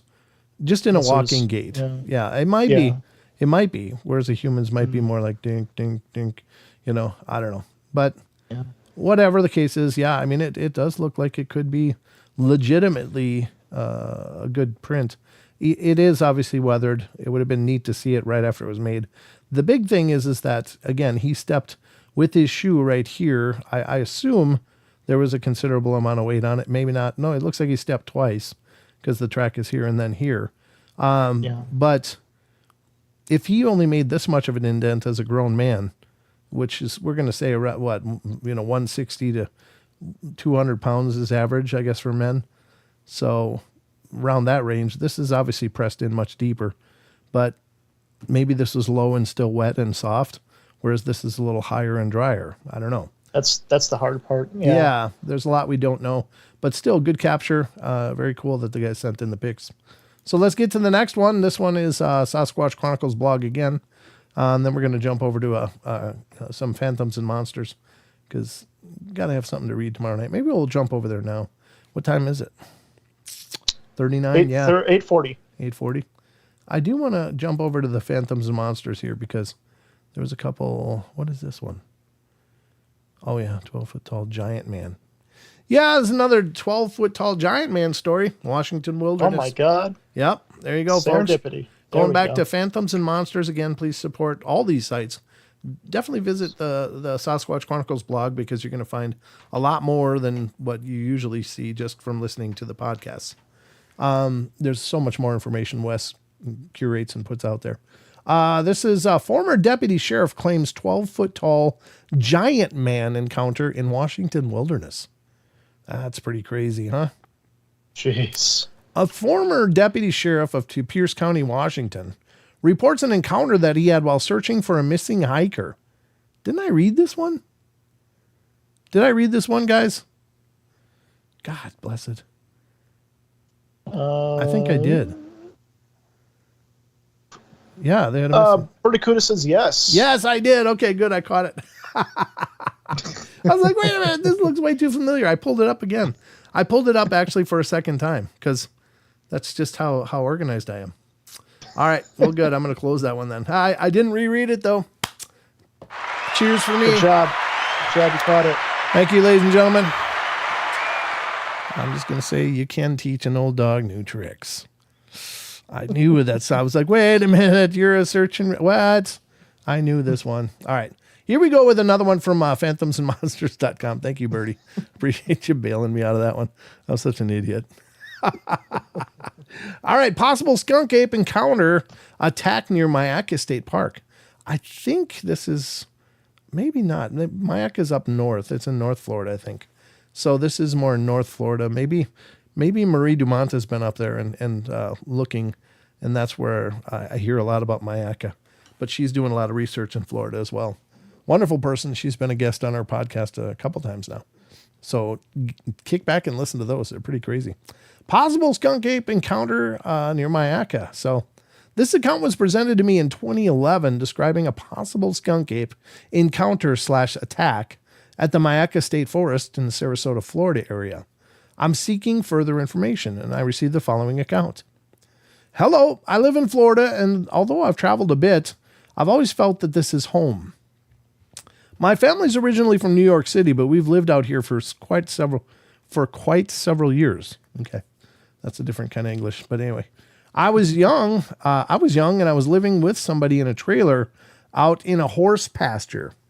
There was a campground, Myakka State Park near Sarasota, just on the other side of the pasture, and we had made some friends with people who ran it.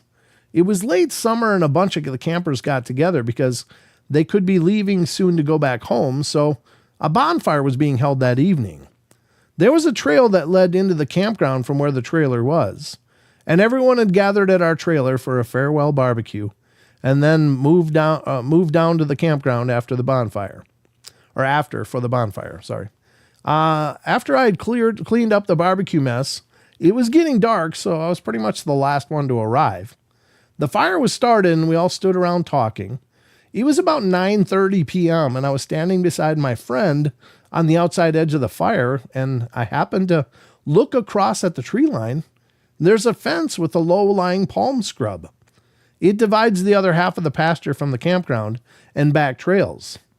As I looked in that direction, I saw two big red eyes staring back at me.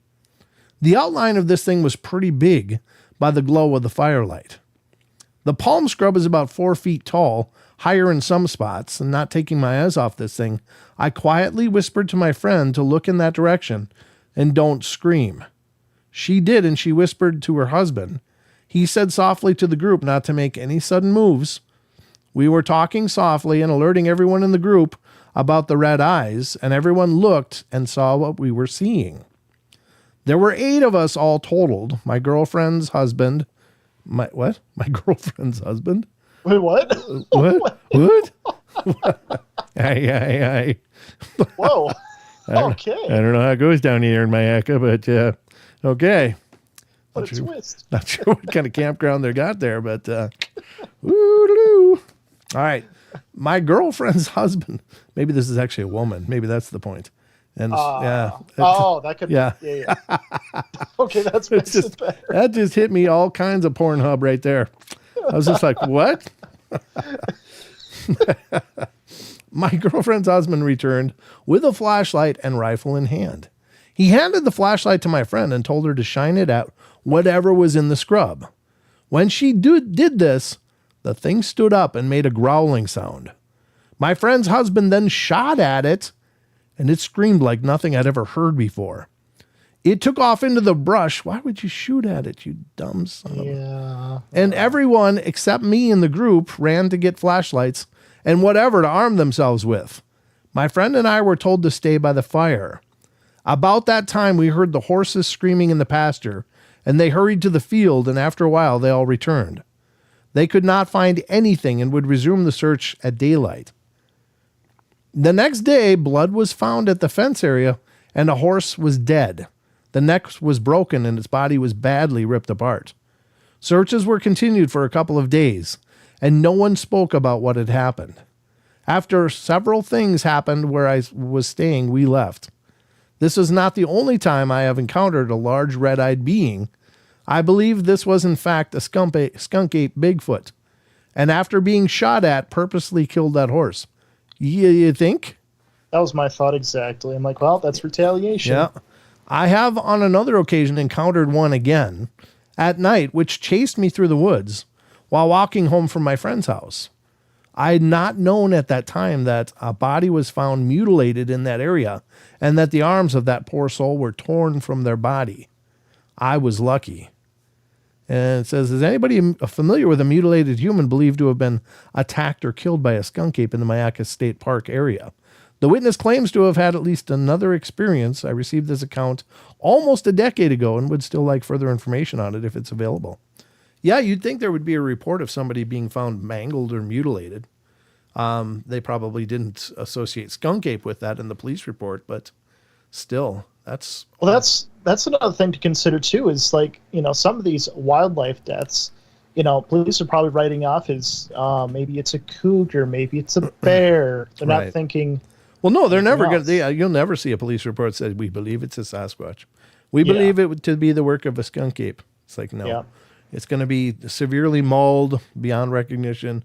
You know, they're not going to get into specifics in their general reporting. It's just going to be an animal attack. An unknown animal attack would be about as concise as that's going to be. So that's horrifying. Yeah. Wonder if it's the same one that got shot at that decided, like, I don't like hikers anymore, and I'm going to rip one apart. I mean, honestly. Chain reaction, yeah. Right. Yeah. I mean, that's such stupidity. It's like, you know nothing about it other than the fact that it's observing, but it's just watching. It's not doing anything aggressive whatsoever. Nothing. It's just watching. It's just sitting there observing. And the best you can come up with is, let me go get my gun. Yeah, like if I ever saw a bear on like a campground, especially a brown bear, I'm sure as heck not going to shoot it ever. No scenario am I doing that. Right, unless it's charging you and you have no choice. Like if it's coming in at you, okay, you have nothing left, then you make that call. But you don't. It's watching you peacefully from a distance away, obviously not acting aggressive. In fact, not even trying to be noticed. And you decide, hey, I'm going to take a shot. Yeah. It's like, what kind of dick move is that? I mean, that's like a stupid cake right there. I mean, all full. I can't believe it. You know, where do you get to that point? Why don't they like humans, you suppose? Why do they keep throwing stuff at us? Well, yeah. I don't know. Ask Eustace here with his pump shotgun or whatever the hell he used. I mean, Jesus, what a dumb move. Because then, you know, here's the thing. Chances are you're not going to kill it. What you are going to do is you're going to create an aggressive animal. You're going to create an aggressive animal that hates people. And it's going to go out of its way to hurt people because it was hurt. You think you're going to be the guy that's going to drag home the body? No, I don't understand. You're going to create a dangerous situation for everyone else that goes to that area from then on, probably into perpetuity, into the distant future, because generations are going to be raised to hate people. You know, it's just such a bad, stupid idea. If you have to shoot, then God bless you, go for it. Because you know, if something's coming in to hurt you, you gotta. That's the only option you have. But if it's just minding you from a distant bush, just watching, okay, yeah, interesting. But you don't open fire. It's just stupid. Plus, isn't it the case that, like, because all you're going to end up doing is winging it, but let's say an infection occurs. Don't animals get more aggressive when they're like? Well, sure, they can dealing go. with They that can go kind of thing? insane. You know, Yeah. an infection can drive an animal insane. It's just going to become, you know, a machine of confusion and pain. Yeah. You know, it's not going to know what's going on. It's just, you know, it's just going to feel aggression. It's just under attack all the time. So, yeah, I mean, it's just, there's no good scenario where, hey, let's just take a pop shot at this thing. And because unless you got an elephant gun anyway, you're probably not going to put it down with one shot, you know, unless you're like a Marine Scout sniper or something, you're probably going to end up, you know, just wounding it, winging it, and it's going to hate everybody that looks like you after that. Everyone. I mean, listen to the story right there. You know, all of a sudden there's a horse dead. That's Yeah. one casualty. Possibly that one hiker, maybe. I don't Yeah. know. I mean, if it's in Possibly. the same area, why not? We don't know what kind of range these things have. They could have, you know, each individual Squatch family could have, you know, 100 and some square miles of a range, a family range that's just theirs. So if this happened anywhere near each other, I would say there's a good chance it could be the same creature or an offspring of it. Yeah. Yikes. It's just dumb. Just Oh, dumb. it's so dumb. It's so stupid. You know, I don't understand that logic. It's like, what's that? I don't know. Let's shoot at it and find out. And then poke it with a stick afterwards. It's like, no, you don't do that. Don't start with the shooting part. It's like, you know, and I'm not like, you know, guns equal bad kind of person or anything like that. I'm not saying that. It's just, I don't think that this is a responsible response. Responsible response. Yeah, I guess that works. Yeah. It's not an intelligent response to being confronted with something you don't understand. So the first solution isn't let's throw lead at it and see what happens next. It's like you don't know. And the other thing you don't know is how many are there? Is it just one? True. What about the four other ones that are all around you that you don't know about, or two or three that you don't have any clue where they are? What if that thing got shot and made a beeline to that bonfire and at everybody? How many rounds do you think they're going to squeeze off if that thing's coming full bore? You know, maybe a dirt round here or there, and that's going to be about it. You know, that because something that big and that you know, huge, if it's coming full bore, it's, you know, there's going to be just a bunch of brown sounds everywhere. You know, just fill in the pants. That's it. So, I don't like that story at all. Not because it didn't happen, but because if it did happen, that's just about the most stupid response you can have to something unknown. But Yeah. Anyway. There's possibly a hiker, you know, if it's all true, then there's possibly another hiker that passed away because of it. yeah, possibly. If it's in the same realm, same area, could very well be the same result of that stupidity. So I don't know. Always know your target. Yeah, exactly, John. You don't just dump lead into who's red eyes. I don't know. Let's shoot. It's like, God, you just wow. Imagine if it Unbelievable. was a dog man too. Well, God, if it was a dog man, if it was a dog man, there would have been a whole bunch of dead campers. I think that dog men are just so much more aggressive. I think that, you know, the Bigfoot will run away mostly. But I think a dog man would have just went, all right, it's on, and, you know, green light, let's go. Because, you know, the scary thing about dogmen is a lot of people report shooting dogmen and it having no effect. Like they can hear the round hit them, see the pelt move where the round hit, but they don't slow at all. There's no blood. So what are they? I don't know, but they don't seem to be minding bullets a whole lot. Yeah. So anyway, crazy stories. Just, you know, if when in doubt, just be patient. Think happy thoughts. Maybe they'll go away and leave you in peace. Sing songs. Sing happy songs. Maybe that'll work. Yeah.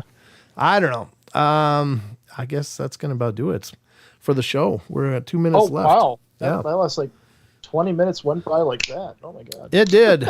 20 minutes goes like that. What is this, Rachel? Old researchers, Renata Hind and Peter Byrne, said if you shoot, aim for the base of the spine.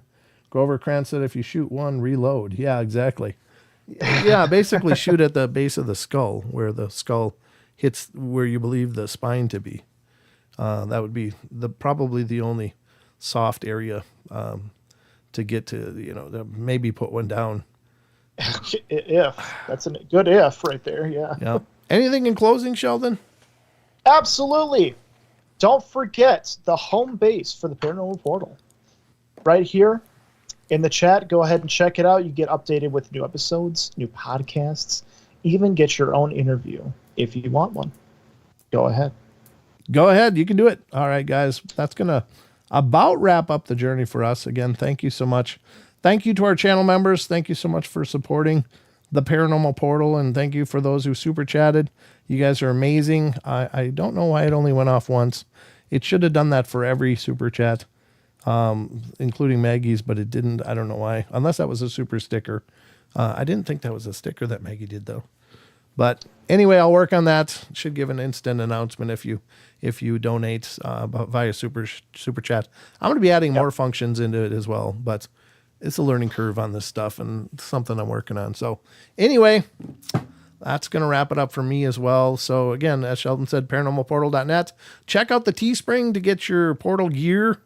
There is a link in the description below if you want to check out some clothing options that sport the sexiest logo in all of paranormal shows. Then check them out for sure. So that's what we got time for tonight. Another banger.